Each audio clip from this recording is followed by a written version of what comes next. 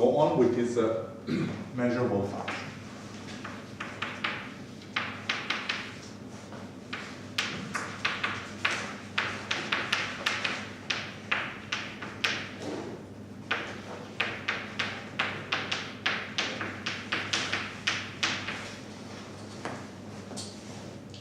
Okay, so everything comes from the definition. The definition is that,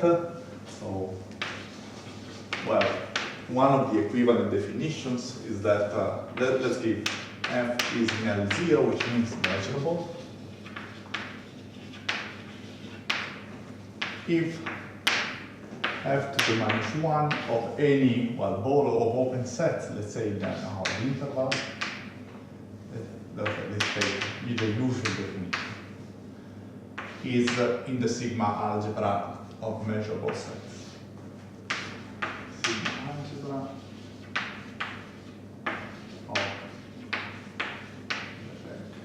measurable sets.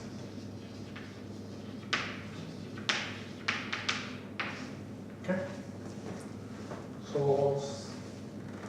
So we have seen that essentially this property carries out for product and no, so they're called the position and G measurable alpha beta in R, then let's take this from I alpha F plus beta G is measurable, and G measurable, and the pointwise product is measurable. Well, so far is what you expect, because I didn't want to be a very strange class, and on the other hand, the integral should be a linear operation, no? So this guy over here should clearly be measured. Okay. So, well, the example of non-measurable set, we have a non-measurable function, and the composition we did. So, f is equal to 0, g is for L.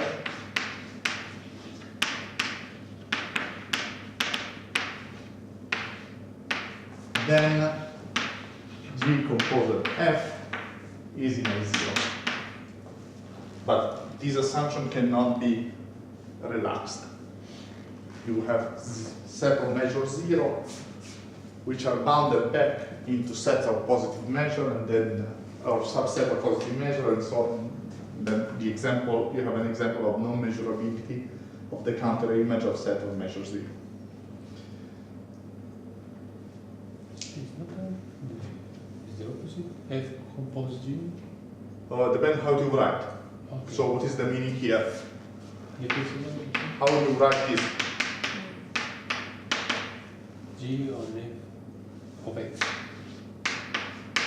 Okay, then I'm right. Okay. This is just Yes. So because they also they create counter images. yes.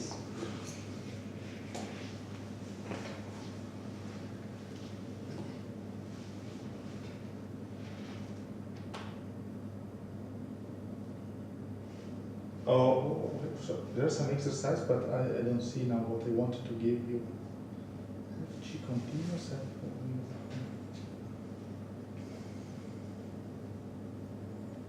Okay, this is a stupid exercise. But let's go on with the theory, and then we do some exercise. Or no, let's have some fun, just to warm up. It's Friday, people are. And me too. So let's start just to have some fun. So f equal to g almost everywhere on A, B, and f, g are continuous in A, B. Then f is equal to g.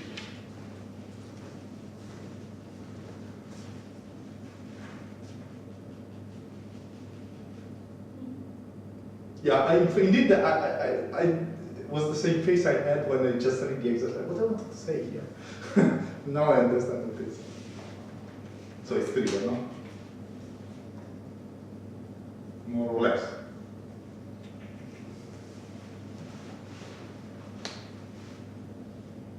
Okay, before making informal, why you believe it's correct? Let's relax a little bit. F and G continuous and they are equal on a set which is dense. Are they equal on the whole interval? Yeah, because of continuity. And so the only stupid observation in some sense is that a set which has measure 0 is let's say, so the closure of the complement of a set of measure 0 is the whole set. No? It cannot contain any interval inside. So its interior is empty. So if measure of E is equal to 0, this implies is equal to empty. Because if it contains an open set, contains an interval, and the measure cannot be 0. Is true the opposite? Is the opposite true? Sorry.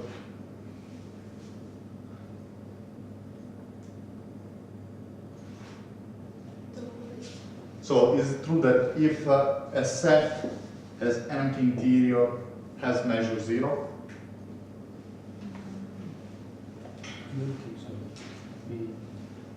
There was an exercise with a strange Cantor set, yes. you remember, no? Yes, yes, no. That instead of taking 1/3, I take something larger or smaller.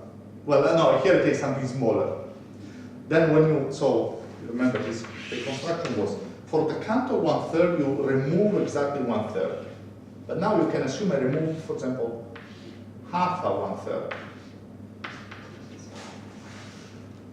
And then I repeat. So here I take the midpoint and I repeat, so I remove here alpha 9, and then I go on. That's okay. So here is alpha, 3 to the 3, and so on. So let's compute the measure of the open set. So now is the, so at each step I remove alpha 3 to the I, the I step, and how many I have 2 to the I intervals. So 1, 2, 4, 8, whatever. So and these are some added up from, so this is I plus 1, sorry, I plus 1, 1/3, from I equal to 0. Okay, just you collect 3, and then here you first do the sums before you get 3.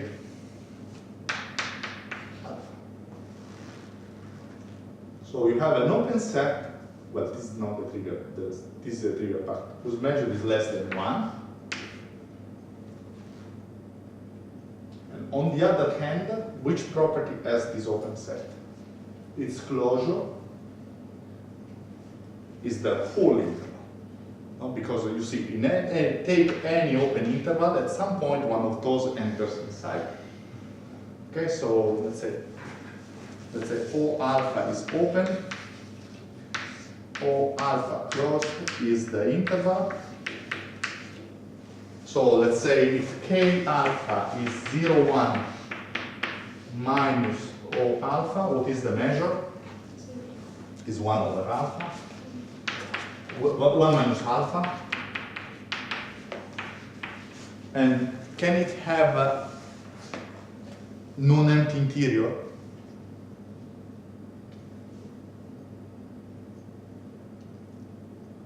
So the complement, the closure of the complement is the whole space. Can a set have non-empty interior? Can the set have non-empty interior? No, because by definition, no. Let's come back to the topology a little bit. So just to make it formal. So I have a set, let's say A, such that A closure is equal to the space X. Then X minus A, the interior, is equal to n to the empty set. Because otherwise, because this means that for any x, for any ball, but now we have a neighborhood of x, neighborhood of x, intersection A is different than the empty set. That is the meaning of the closure. And then clearly, if this is not empty, then there exists an empty set, an open set, so a point such that does not intersect A. Point and answer. So, okay, so this is strange, and well, it's strange. It's like this.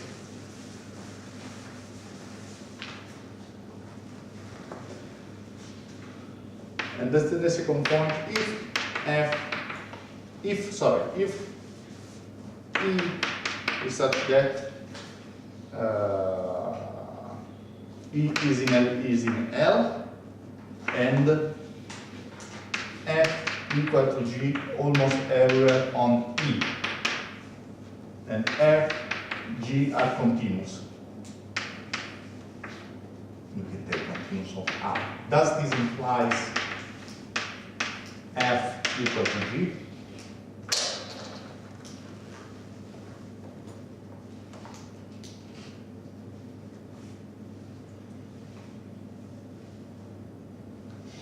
Let's do an example. 0, 1, union the point 2 is equal to E. Give me an example of F continuous in R. They are equal almost everywhere on this set, but they are not equal pointwise on the set.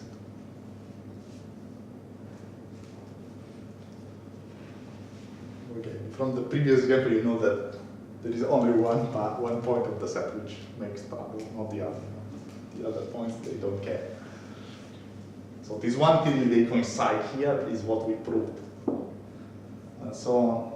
Example. Trigger example. A function which is 0 and the function which is just 1 here. Clearly you have continuous function which do that, no? So this is 0, 1. And the function which is like this, and the other is like this. So simply because of the topology, if you want to see what is the induced topology here, this point is isolated and has measure 0. So the neighborhood itself is itself. Okay, so but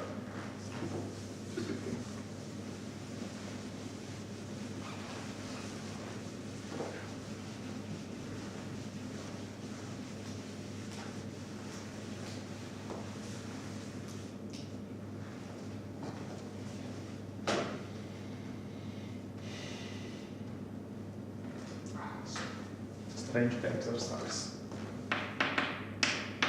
F is continuous. F on defined on a B.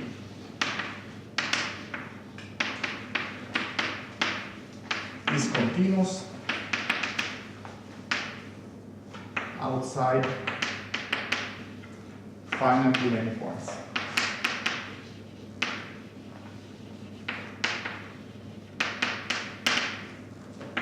Then F is measured.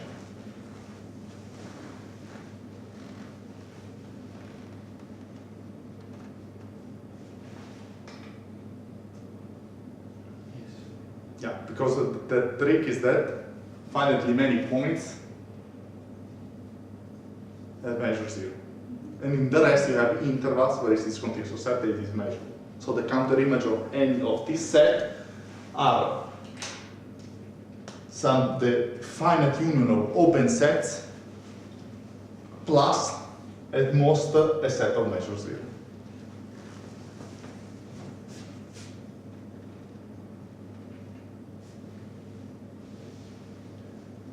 Okay, so now it's another exercise which is important because it seems sometimes I'm sloppy about saying that F is defined in R or F is defined on any subset, on as a measurable subset. So let's say that f is measurable on D if f to the minus 1 c plus infinity intersection D is in L0 and D is in the sigma algebra.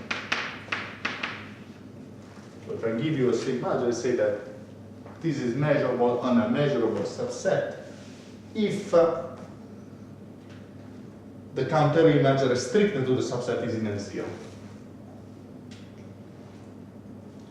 So then prove then f tilde, which is equal to f if x is in D, 0, x is not in D, this is a measurable function. So the exercise is trivial. The important thing is the following. So from now on, you can actually forget the domain of f as soon as the domain is measured. You just can extend in any way which is any measurable way outside and is fine. So, because in the statement, in some places in the book, is that f is a little bit heavy notation. F defined on E, f map E to another to R, f whatever. You don't care as soon as E is measured. Okay?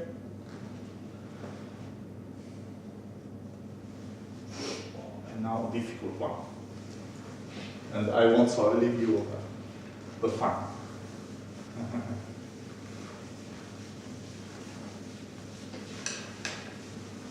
But you can use also some results we are going to see later. Just I don't know why the book put the exercise here. So that let's let's give a sequence Fn is contained in measurable sets, and E is the set of points such that the limit over n of Fn of x exists.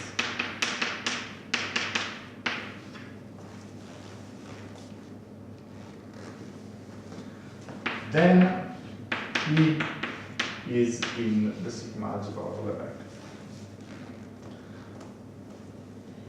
So, short answer. Why is that true? Short answer. Why? Because every measurable function. Because the limit of measurable functions is measurable. Yeah, but you don't know if the limit exists. Okay. More or less, is But yes. it doesn't exist. It must be bounded. No. When it exists, it exists. It does not exist, you don't put into the set. So certainly, if the limit exists, even if it's plus infinity, it's fine. Okay. You can say bounded, it doesn't matter, plus infinity. So it's true because all the operation, this is a constructive way. Because the limit is defined for all epsilon, there exists a k such that for n greater than k, f minus what a number, there is another number, is bound. So everything I give you. So it is a sentence which is constructive. You take the sentence and you verify. I'm not using the axiom of choice at many points, so for sure, this set is defined through, well, a constructive way, so it's certainly measured. How to prove it? The hint is that E is the set X such that the limit of Fn is equal to the lim sup of Fn. Okay? This is the hint. That's it. So your answer is correct. This is the limit of measurable function is measurable, and so the lim-inf of function is starting the inf of function which is measured. We're going to see it later. I think I don't know if, indeed I don't know why we put the exercise here.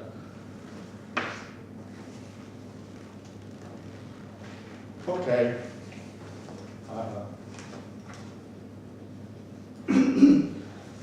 So the last one, it is 3 or 4. The last one, G, let's say G is one Lipschitz, which means that G g of x minus g of y is less or equal than x minus y, and invertible.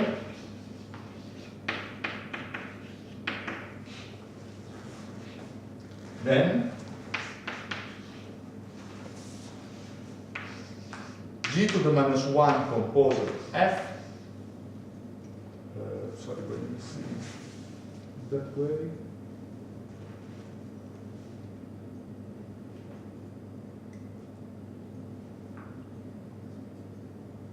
No, wait a minute.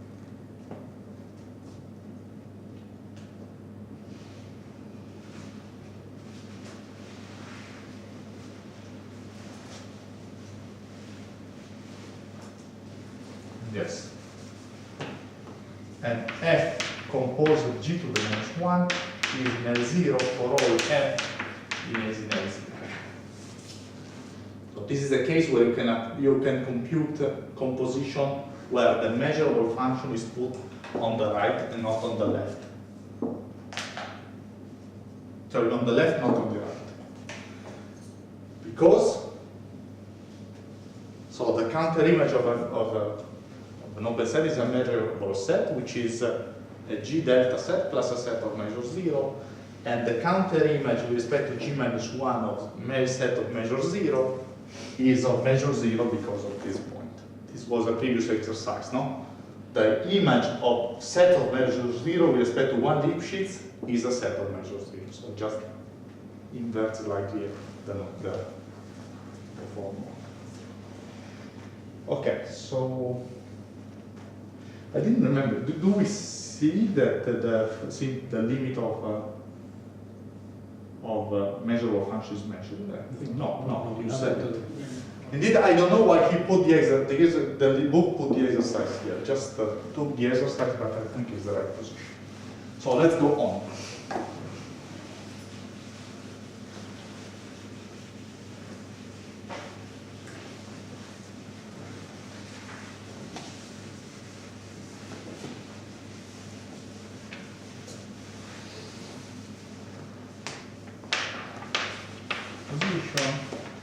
Let's say Fn converge to F pointwise. Well, for all pointwise, let's say. Then Fn is in L, and F, let's say, sorry, I just forget. Then Fn is in L0. Then F is in L0.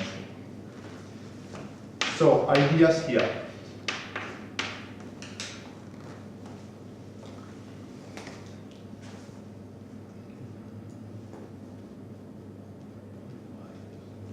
Any idea?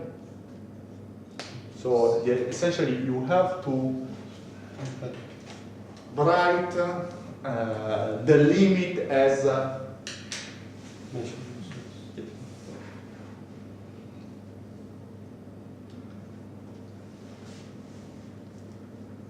so, okay, we have to compute f greater than c. C minus epsilon, isn't it? Pardon? C minus epsilon. Well, it's already open. Yes, but if you put c minus epsilon, it's already open. It's just change c. Because Or we maybe need the C minus 1 by n. I think could be 1 over 2 something. Yeah, the idea is correct. So let me make that. So you have fixed c, and this is f, and essentially I'm taking these points here. So for sure, if the limit converges at some point, definitely for any x in this set, at some point this x belongs to the counter image of fk for k large enough, no? Because if this is large, you see why you don't need the epsilon. It's already in because it's pointed. Put the epsilon, you're trying to do something uniform. But here, this is my feeling. But actually, I'm not saying this is the sharp rule. Just say that I feel that it works. Okay, so for any x, from some point onward, clearly this X belongs to the set. So let's say if X stays there, then there exists N for all K greater than N, X belongs to the set Fn greater than C, Fk greater than C. This is the definition of the limit. Okay, so what we have to do now? These quantifiers should be translated into intersection and unions. Well, this is just a, you remember that in logic, the algebraic, sorry, the set operations, they have the corresponding thing in logic, no? So it's just a translation. So for all means the union. For all means the union. So this becomes the union K greater than N.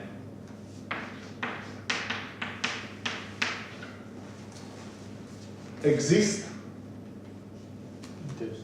Sorry, I do the mistake. The for all is the intersection. Stupid. Because for all means that it goes for all sets. So it belongs to all sets. Sorry. And exist means at least one, it is in one set. So this is the union. Okay, so we have that. Vice versa, if this holds, so at some point this is in the set X, well, K is greater than C.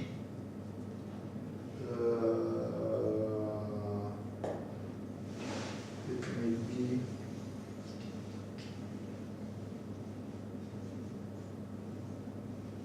wait a minute. I have some doubt because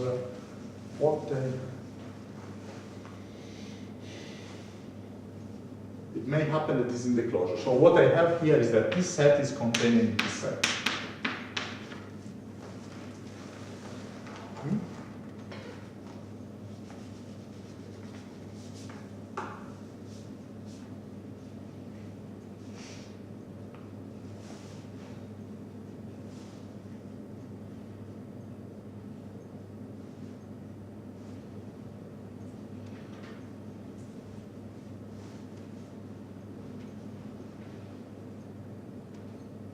And this set clearly is contained into the set F greater or equal than C. Yeah, okay. I think I just was. Okay, so far we have this notation. Clearly, if for definitely this is greater than C, so the limit cannot be less than C. So we have this included.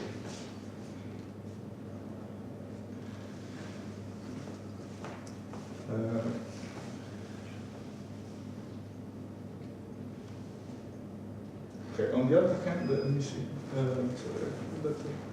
The opposite is when you're less than C.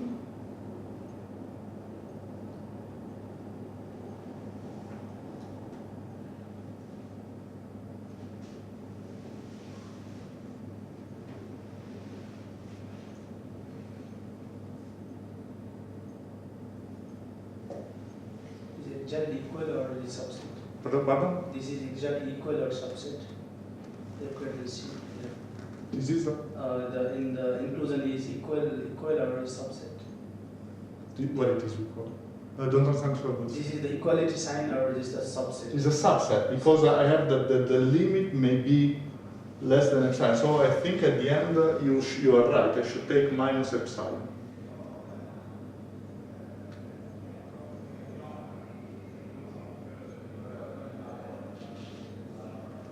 So because this contains clearly the set, the union over N, the intersection of K greater than N of F greater than C minus epsilon for all epsilon.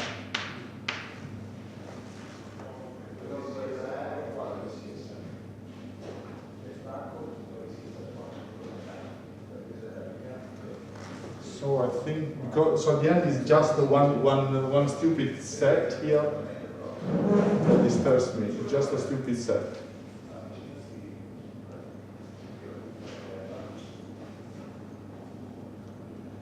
And I have to prove that the stupid set is measure 0 for almost every k. Okay.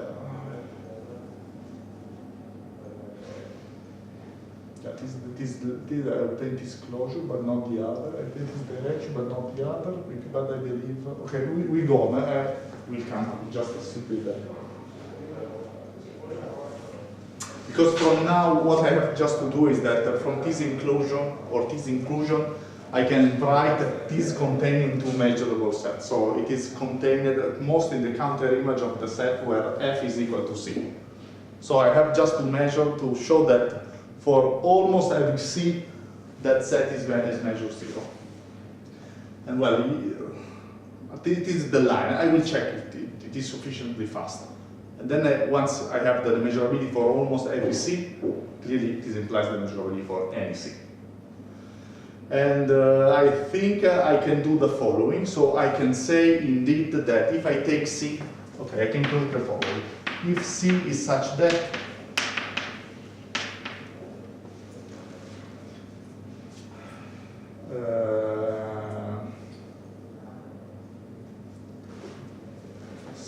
I will, okay, I have to think because I see that essentially. Can you say like the left set is measurable and the second last is also measurable and these are all for every well, only if they are containing a subset of measure 0. Yes, yes. And for almost every c, this is true. So for countable many c, this is certainly true. Because you cannot have that the two limits, they go to something else. But I think that maybe it's something more, I have to check if it's something fast, but we will see. I mean, it just, because now if I do that, I think it takes a little bit longer than, so let's see. Or if you can conclude as an exercise. Okay, so now we need to remember that f equal a is measurable is equivalent to say by the definition that a is the sigmoid.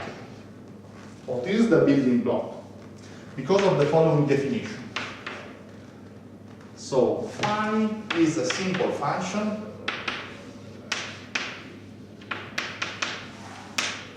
if there exists C1, Cn in R, and A1, An in measurable set, and phi is written as the sum Ck up to n, the indicator function of Ak.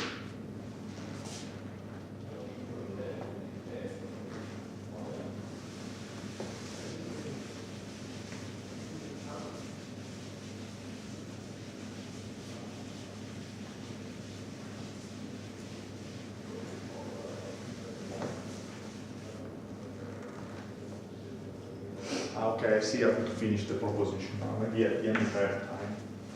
I mean, it was already written with the minus epsilon, and then I have the intersection where epsilon goes to 0. This is the set where it's greater or equal than C, closed. Because if it is greater or equal than C, it's greater or equal than epsilon. That was the closure. So I'll conclude later. So let's see now. So exercise. What is the difference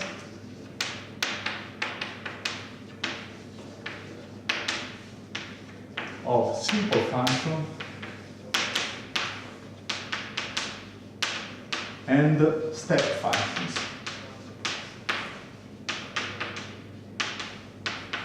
Step function is what? You know that is for the Riemann integral.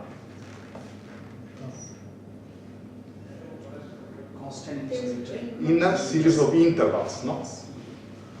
So, let's say psi is step function if in 0, 1 if there exists x1, let's say x0 equal to 0, x less than x1, less than xn plus 1, or xn equal to 1, such that psi is, and well, we have also the value ck, psi x is equal to ck in, okay, we define the closure, we define it as you want, but let's say now the closure.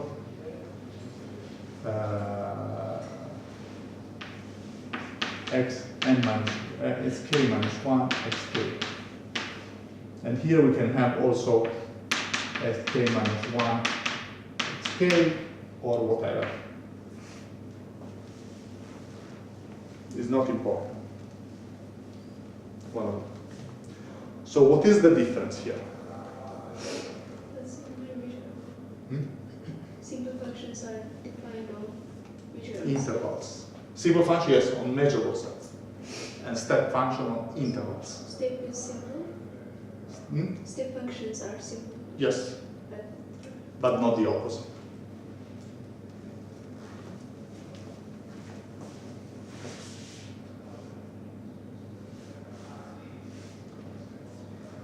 So now let's see. So the step functions are the building block for the Riemann integral. Because you remember the picture for Riemann integral.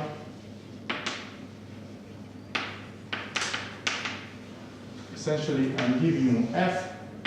I take a partition here, and I approximate the function with step function will stay above.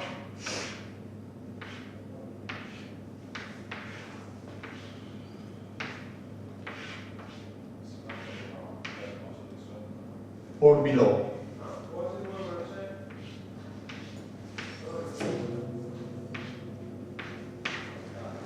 And I say that the function is Riemann integrable whenever these two approximations, well, I can compute for the approximation it is the area, because it's just a finite sum, and whenever they convert to a value, I say it is the integral.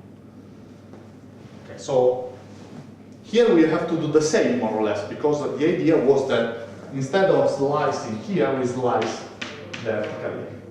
So at some point I have to define that what is the approximation. And then I would like you to say what is the approximation for the same function. From using now simple functions, and the slicing is done here. Because this is one of the key ideas again.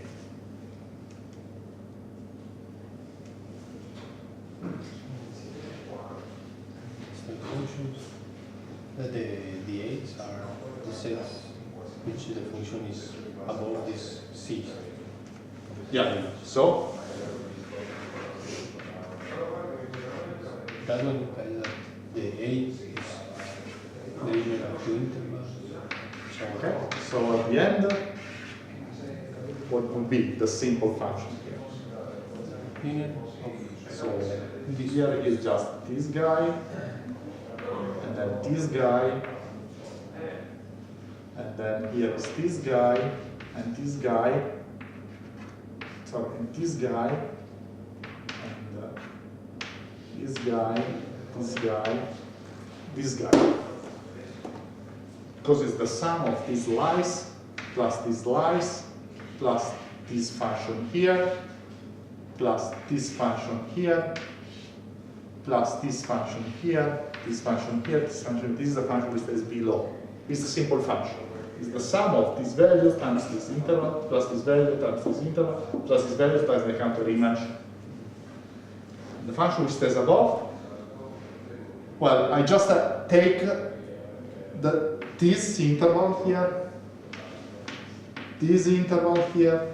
Well, they are interval because the function is nice. And then this interval, this interval, this interval, this interval. Okay, so we have the two functions.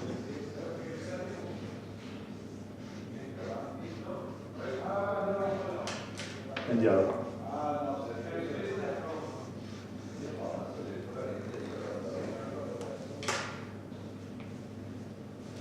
So from this one, let's now write what is the definition of I give you a size which is epsilon, which is the same way I give a size here which is epsilon. And let's build the approximation. So we have to find the task, find phi epsilon, psi epsilon simple, phi epsilon less or equal than f less or equal than psi epsilon, and psi epsilon minus phi epsilon less or equal than epsilon, which is my scale, which is the same as here. The size of the Cartesian horizontal should be the step, which is epsilon, and then okay, I have defined here, I take the sup and the inf inside the interval, and then I take, you have to say that. I'd like really you to construct, because it's something that you don't need to study. At some point, should become natural, because it's the way that things works. Okay, so let's define this guy.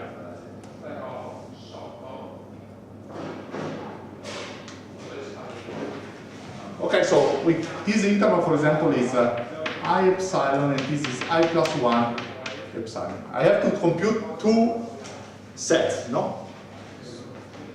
So one is so a function which is so I epsilon is below my function, and the other is the set where the function is above I plus 1 epsilon. So let's write it. So essentially, I have to construct this part of the function. No?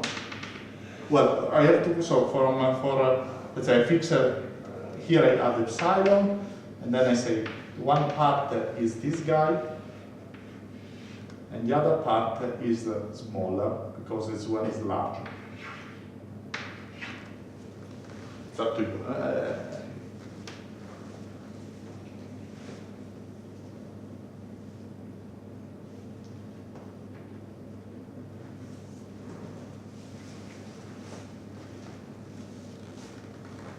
Okay, so let's define this set. So let's say EI x such that f is larger than I plus 1, or let's say I plus 1 epsilon, and then fi is the set where f larger than I epsilon.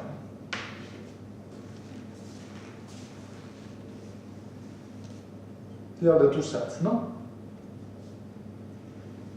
So the smaller one is this EI, which was this set over here.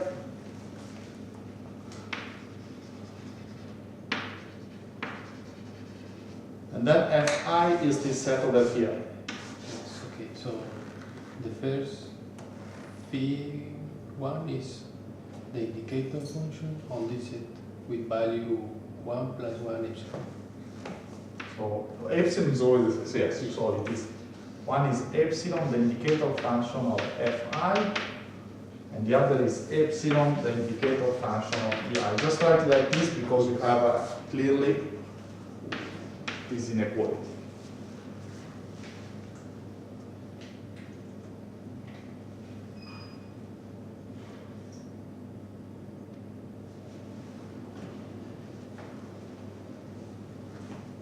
And then at some point, well, I have only to add then. So phi would be the sum over I of epsilon, the indicator function of fi, and psi is the sum over I of epsilon, the indicator function of fi.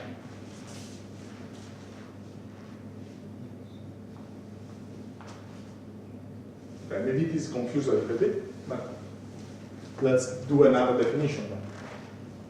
But okay, or we can just take this one. So these are certainly simple functions.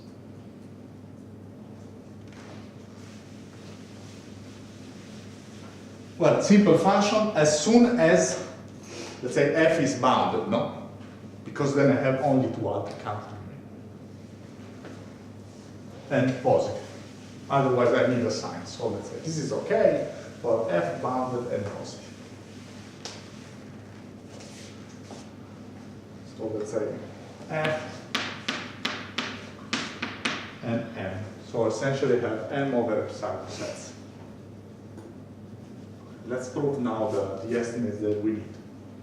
So let's see, phi epsilon is less or equal than f, one of the two, and then the other is a consequence, okay. So let's say phi epsilon of x is equal to what? So let's take x here. How many times I'm adding I? I'm adding I, read it this guy. So let's say I should be less than f minus epsilon, so f minus 1. So f minus epsilon divided by epsilon, and this is the integer part. And I think, let's say greater or equal. So I'm fine. Doesn't matter, the equality. But this is by here, by this guy, no? So it's less than the integer part of this object. So the integer part is the integer part of f over epsilon minus 1.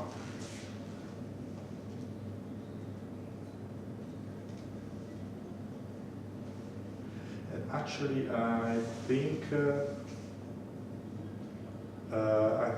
I get then some mistake. And well, we can go on and then we see what is the, we need to add something. So from here you get that the value here is epsilon times this guy, so it's epsilon f over epsilon minus 1. So you see that I minus epsilon, you see that I did that. I was not very smart because I prefer, I know it can be confusing, but on the other hand, I really want you to see that everything you can construct, forgetting about what is the book. So I did a mistake. Where is the mistake? Not that I can fix it now. What is the mistake? It's the 1. I know I need f epsilon less than phi epsilon less than f. So this is completely unneeded. Less or equal than f. This is unneeded. The integer part is certainly less than the value. Okay, so this is not needed, this is not needed, this is not needed, and this is not needed.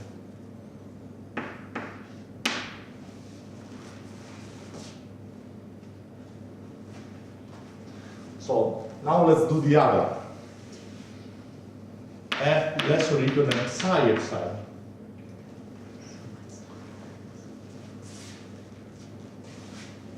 Okay, so from here I think I need to put minus 1.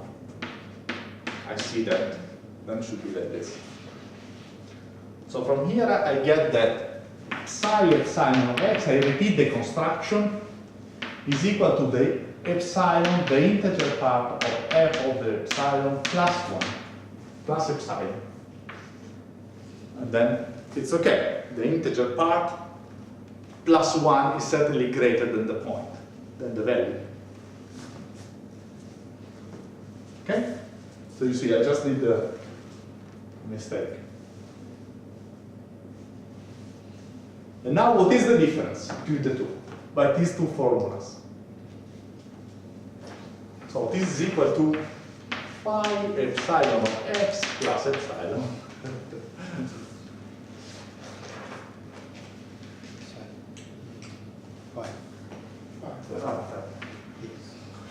Otherwise it's nonsense. So the difference is epsilon. Is epsilon. So okay, I know maybe you don't like, you prefer somebody that presents everything. perfect from the one corner to the other, but well, it's not my way of thinking. So I construct from scratch. And at least you see that everything can be really constructed from scratch. Then I do some mistakes, of course I forget and I have to think. But it's completely natural here. No? So this is the important part, because you can forget the theory, but if you don't forget the way it is constructed, well, when you need it, you can just by hand or look and then you understand. It's not that you need to understand the game. So, you see now, I hope you appreciate the difference between the Riemann integral and the Lebesgue integral. So from the point of view of approximations, is exactly this part. So the Riemann integral is do something here, and then you have these lower and upper estimate by step functions. Here you have the lower and upper estimate by simple functions. So the difference is always epsilon, and they take only value in the grid. And now clearly you can change the size of the grid as you wish, as in the Riemann integral, you can smaller or larger, you can do like that. But clearly the difference is more the largest step. As here the largest step controls the limit, and here the largest step controls the approximation. Okay?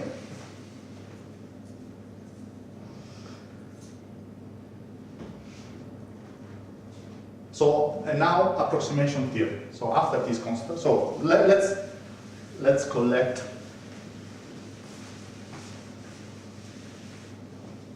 into this proposition. So f less or equal to m, f is in L0, but actually we don't need this guy. Then there exist simple functions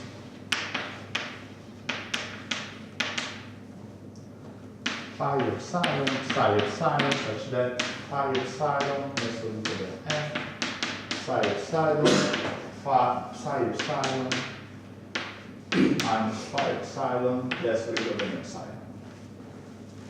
And epsilon here is the largest step. Here is explicit, is exactly the step. So you get epsilon if you have something larger than smaller. You see, so far I never used that it is measurable, no? It's just an explicit construction. So f less or equal than m, and f is measurable, then phi epsilon, psi epsilon are measurable.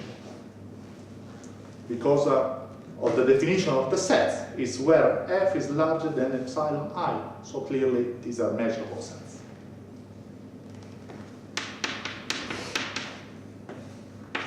So you mean psi of phi of epsilon is in capital L? Hmm? Or you read it? Here? Yeah, in capital L, it should be L. Measures. Yeah, it belongs to.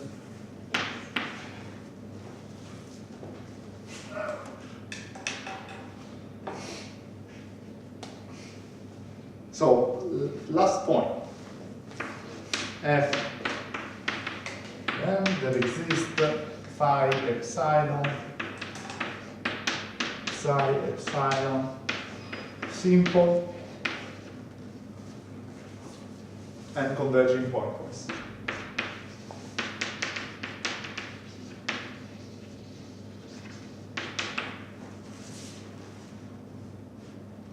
It is a corollary. This guy, because if you have this inequality and let epsilon go to 0, they converge actually uniform.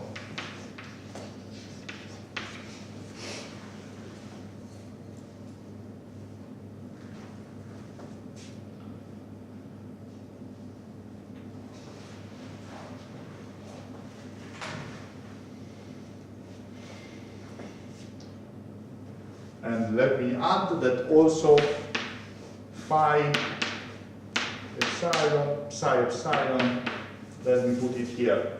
So corollary or remark, phi epsilon, psi epsilon, we can take less or equal than m. The construction you have an epsilon, but then you cut by m, so you don't need to get something which is larger than m. Okay, so we have now a very nice tool to compute integrals. We will not do it today, but you see, this is a very nice tool to compute integrals. Because we have this uniform approximation for any measurable set, and since it is uniform, you believe that they converge. Because the difference in the integral will be epsilon times the length of the measure of the set.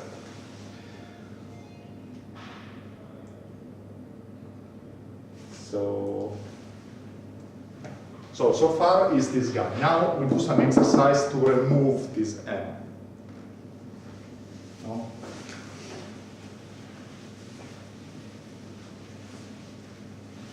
So let's do some exercise.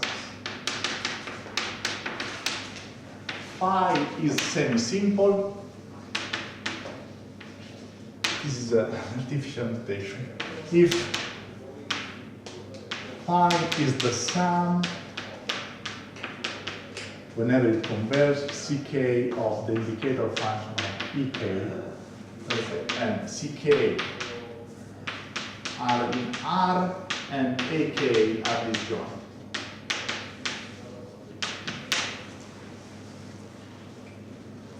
I need to be disjoint because I don't know if the sum is going to converge. But now since they're disjoint means that in different sets it assumes just one value. So essentially this assumes counter-Riemannian values in some counter-Riemannian disjoint sets. So this is equivalent to say that the cardinality of phi of R is at most countable. Then for all f for all f from R to R, there exists phi epsilon, psi epsilon semi-simple, and phi epsilon, the same value, the same theorem here.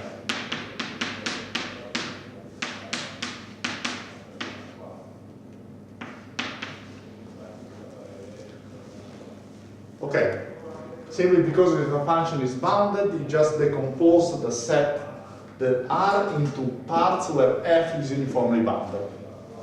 And means this is the union of when f is less or equal than m, f is between m and 2m for m, you can do whatever you want. Inside that point, you construct these approximations, and then you just piece them together. And the other is simple.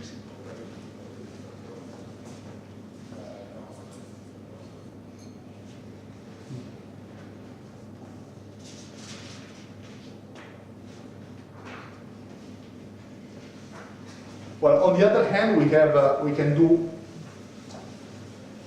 so this is one way of removing, but there is another way, which usually is nice.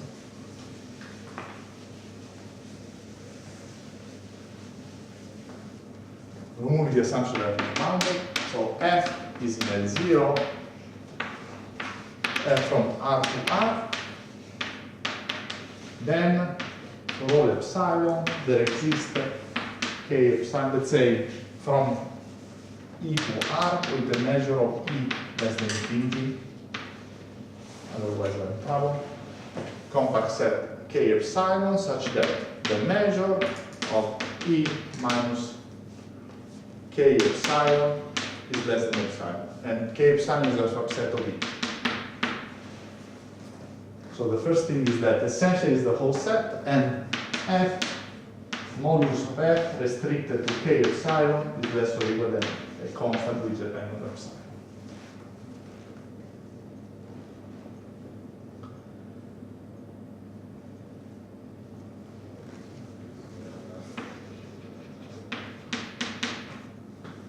So the thing is that if I have a function which is measurable, it is essentially bounded in the following sense. You remove a set of arbitrarily small measure, and it is bounded. Okay? So you can do, in the approximation, you can do two approaches. Either, okay, I just compute for semi-simple, or I just remove a set. Usually this is the nicer way.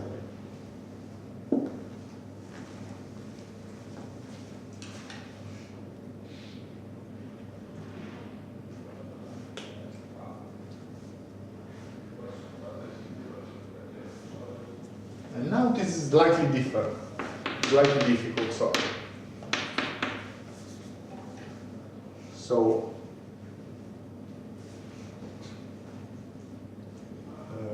how to say?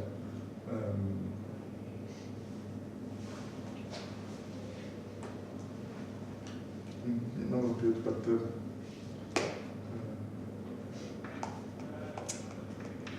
well, check differences in approximating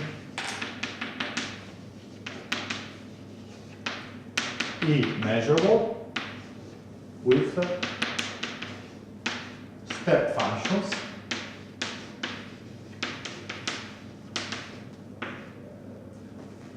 simple function. And I suggest you to do it for the set, the indicator function Q, or say the set is a set. So this is you're approximating the indicator function of E. So check with the following: Q intersection 0, 1.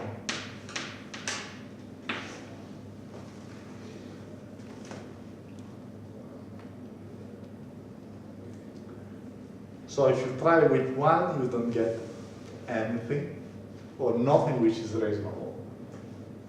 And actually, this is already a simple function.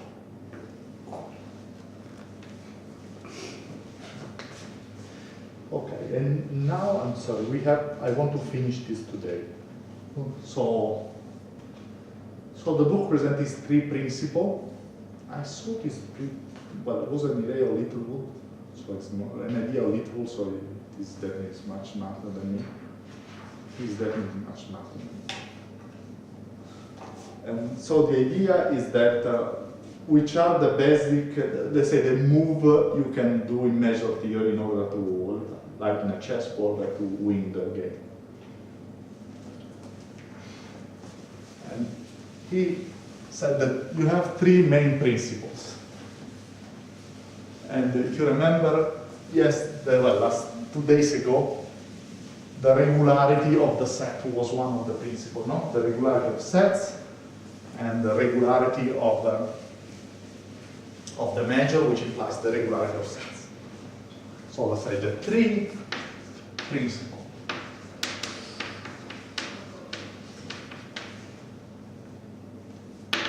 So the first is that if E is measurable, then essentially E is open.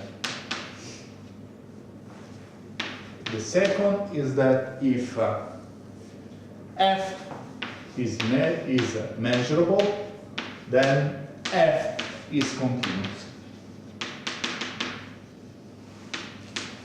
And the third one is that if Fn converges to F pointwise, and Fn are measurable, then Fn converges to F uniformly.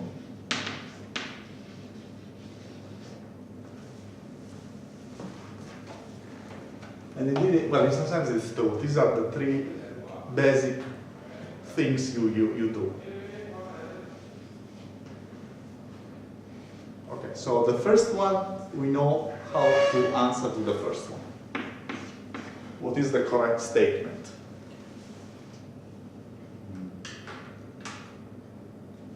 We know even something better. Yeah, I have to replace this almost with the correct statement. So almost is just human words, but I have to write the mathematical statement. So what was the first? Probably because we approximate the measurable subsets with intervals. Yeah. So this E is in L. there exists O and C, O open, C closed, such that C is contained in E contained in O, and the measure of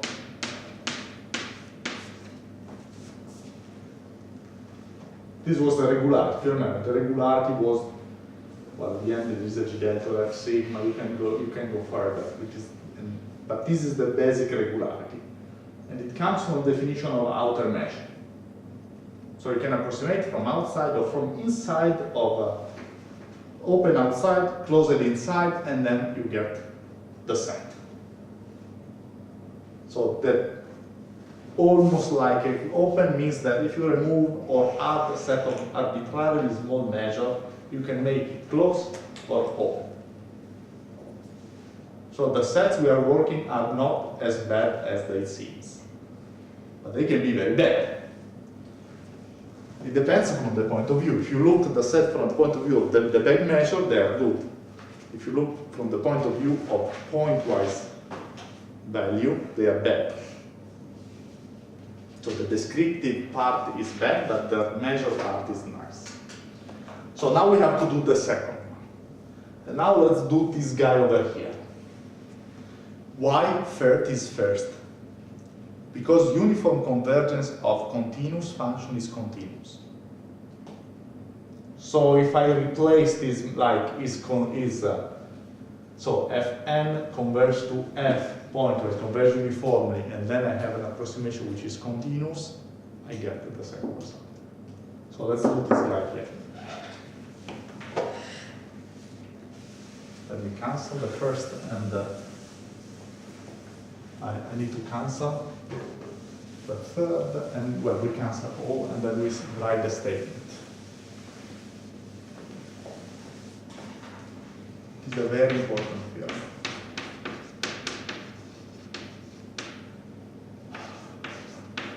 Echo.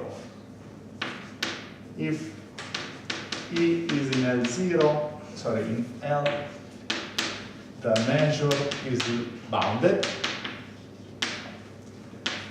Fn converges to F almost everywhere in E. This I put between parentheses because it means that I just remove a set of measure 0 of E and it converges. So it's just an addition that is not important. Then, and now all this equivalence means I remove as the arbitrarily small set, and then the statement is true. The statement is that Fn converges to F uniformly on a subset K epsilon, which I can take closed,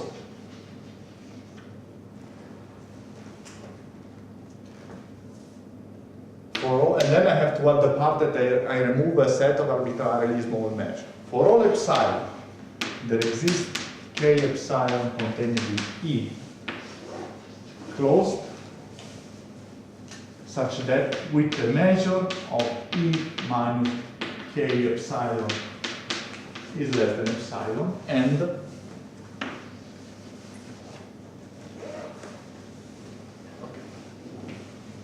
so the second measure is the following theorem. Remove a set of arbitrarily small set, then the pointwise convergence becomes uniform. Proof.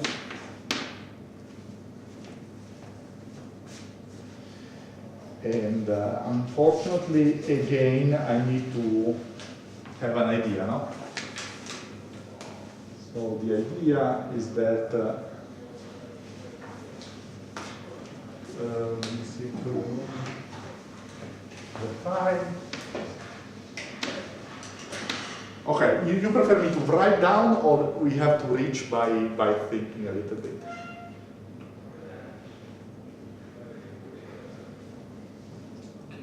You want to think? So let's do some drawing and then try to build why it is the correct set. So let's see. So let's say this is F. We know it converges, and so on. And now we have this f. Now, what does the pointwise convergence mean? For any x, so let me write for all x, so pointwise convergence. For all, so x fixed, for all epsilon, there exists n, for all k greater than n, f minus fk less than epsilon. Okay, so what I have to write now is the translation of this guy into a set. So, essentially, the n depends on x. Once I fix epsilon, the n depends on x. Because I know just pointwise convergence. If the n is independent of x, is the uniform convergence. So pointwise means the n of x. Okay, so let's translate this into the set. So I keep now epsilon fixed. Because essentially the idea is that if I fix epsilon, at some point there is an n such that this holds. So let's say f minus fk less than epsilon. This is the f such that this holds. So for any, I fix k and this hold. Now I want this to hold for all k greater than x. Okay, so I intersect with respect to k greater than some n, which means that the value of nx here is less than my n there. And now this set depends on two parameters, which are epsilon and n.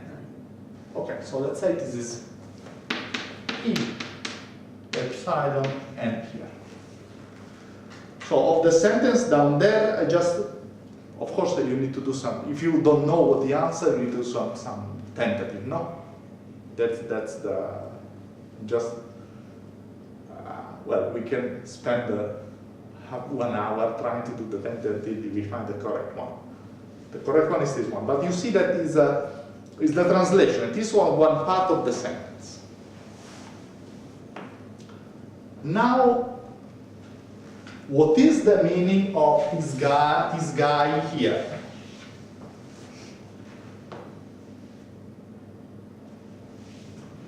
So this means the union. So by pointwise convergence, the union over n of e epsilon n is what? Well, the union over n means that at some point the n becomes larger and larger. And if n is greater than this n of x, the point enters into the set. So this is a family, you see, whenever n is increasing, this set is increasing because I take the intersection of smaller sets. So this set is going to be the full E. If I have almost everywhere, is the full E up to a set of measure 0. But certainly, so this sentence tells me that if I define the set in this way, and n is greater than n of x, this is exactly the condition. So it means that x inside the set whenever x is greater than this n of x. And now for all epsilon there exists n of x. So if I fix epsilon and I take the union over all n, I get the full set by pointwise convergence. This is indeed like this. Okay, now let's use the regularity.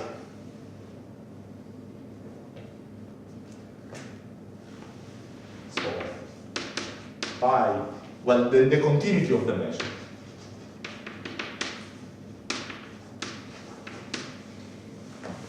So the limit with respect to n of the measure of E epsilon n is what?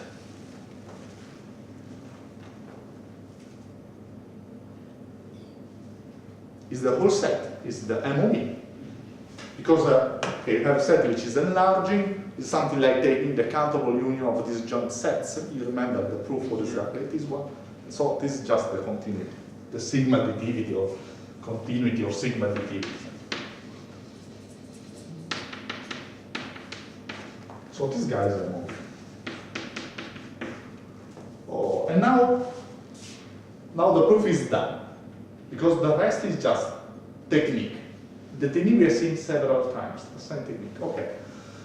So there is one trouble in the proof. I put epsilon here and here I have epsilon. So it was not the nicest choice.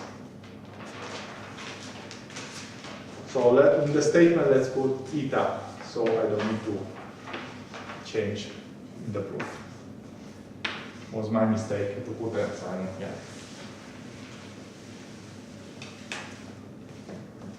Okay, does anybody have an idea on how to end? So let's see the uniform, and we see if the uniform.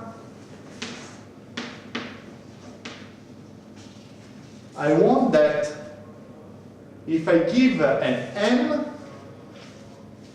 so I want essentially. If I give epsilon, I find an n which holds for all x. So it's one of this set. So this set tells me that if you give me this epsilon, I give you the n, such that the convergence is uniform. So that this holds for all f. But then I take another epsilon, I have another set. And this is the union with respect to n, no with respect to epsilon. So I can do the following. So take, let's say, a family epsilon equal to 2 to the minus I. And choose from here. So I'm trying to let you understand that. So if this is the whole set, I have nothing to prove. It's uniform. So this is almost the whole set.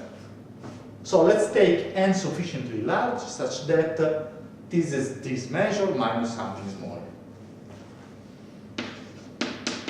This is it depends such that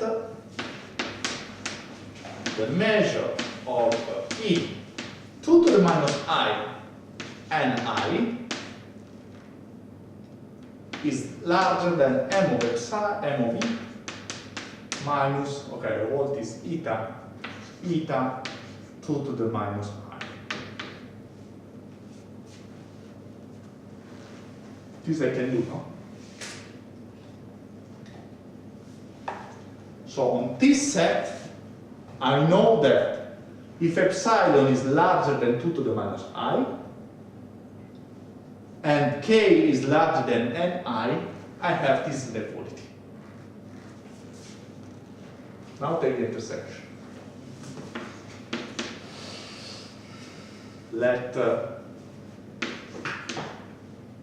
Okay.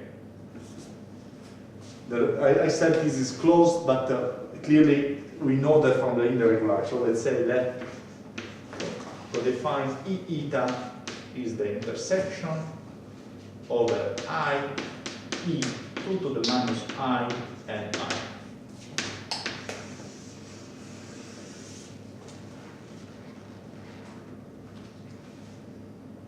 Let's see what happens in this set. If you take x in this set, give me epsilon. For any epsilon at some point is larger than one of these I. If I take then n greater than the corresponding ni, I have that this convergence is uniform on the whole set. So in this set, Fn converge uniformly.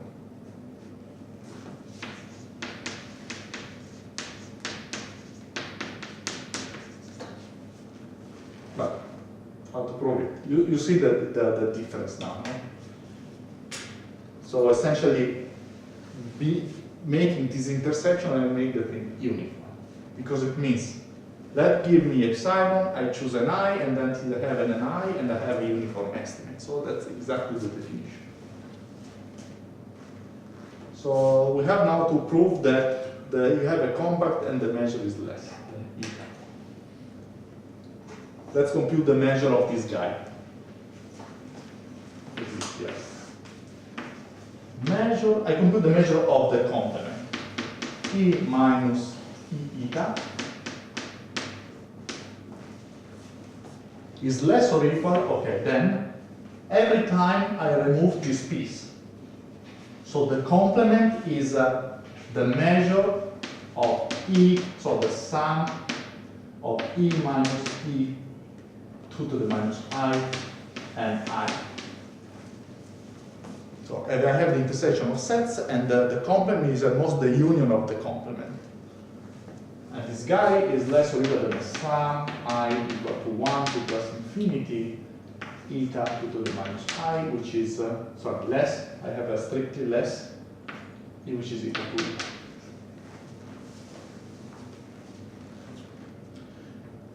Why k? I can take k eta closed. You should never be scared when you get, there is an open set, there is a closed set, simply because the first principle, the regularity. No? So if, let's say, E eta, the measure of E eta is larger than the measure of E minus eta, then there exists k eta subset in E eta such that the measure of k eta satisfies the same condition. Because the limit of this is this one. And this concludes the proof. Okay, I don't have time to see the rules.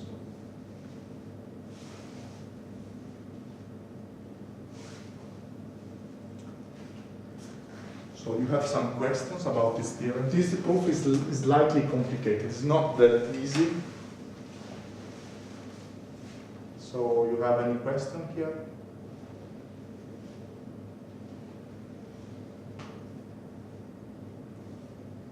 These are becoming a little bit advanced. But, okay.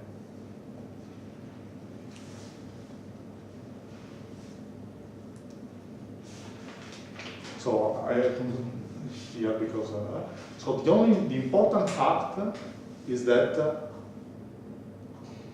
so this proof has all the tools for the elementary tool of measure field, but you see how the result is strong. In my opinion, so you have the intersection, then the union, then the continuity, and then the trick that you take sets which are arbitrarily small. Then you adapt, and then you have something which is as small as you want. Okay, so I'm done. Okay, so we stop here. I don't have time to do the losing theorem. The other we will see next.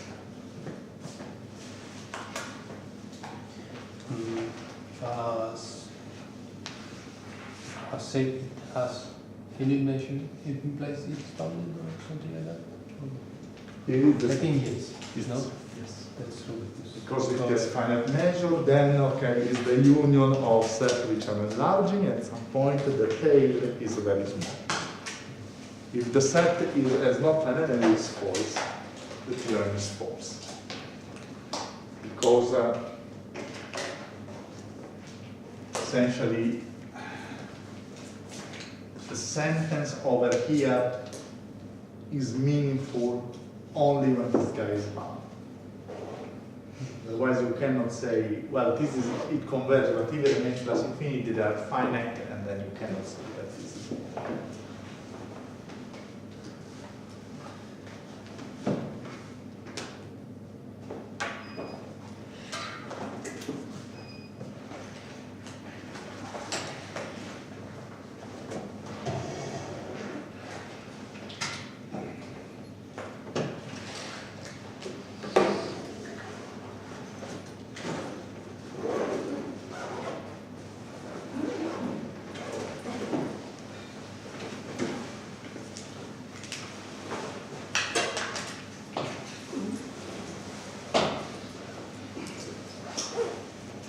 You already assigned a tutor or something like that? I think I saw in the schedule that there is a tutorial of real analysis. I suppose that there is someone that you have sent. Someone coming from the system. Okay. So you will